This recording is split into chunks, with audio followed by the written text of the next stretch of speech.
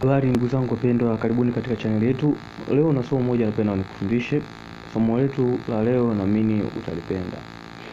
Lakini kabla sijaanza moja kwa moja kwenye somo letu, nilikuwa naomba usubscribe channel, ucomment, ulike pia na ushare video hii kwa watu wengi ili waweze kupata mambo mazuri ya kuhusiana na teknolojia na kadhalika.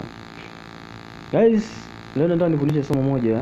Watu wamezoea kuweka blacklist, lakini kuna njia nyingine ambayo unaweza ukaitumia ukaweka hiyo njia kwa namba moja ambayo unataka ikikupigia iambiwe namba unaopiga haipo. Njia hii ni rahisi guys, tuone sambamba wote mpaka mwisho. Unachotakiwa kufanya ni kitu kimoja tu. Kuna menu ambayo nitakuonesha hapa pia. Menu hiyo ukipiga, unapiga hiyo menu, then unaweka namba ya huyu mtu ambaye unataka akipiga ambiwe namba yako haipo.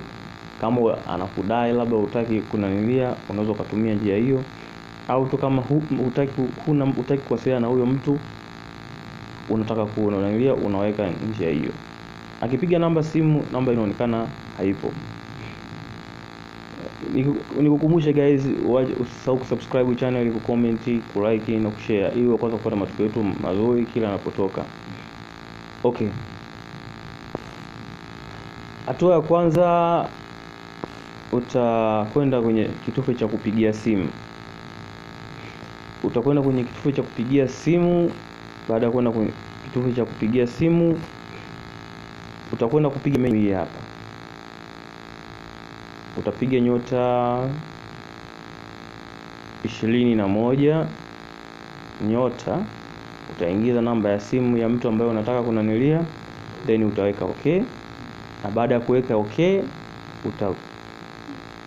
utabonyeza kitufe cha kupigia simu moja kwa moja. Akikupigia simu kwa nanilia kwa hiyo namba ambayo umenanilia, atakuwa anaambiwa namba unaopiga haipo. Hii ndo haina haja kuweka blacklist. Hii ndo njia nzuri zaidi unaweza kuitumia. Asanteni guys kwa kunisikiliza.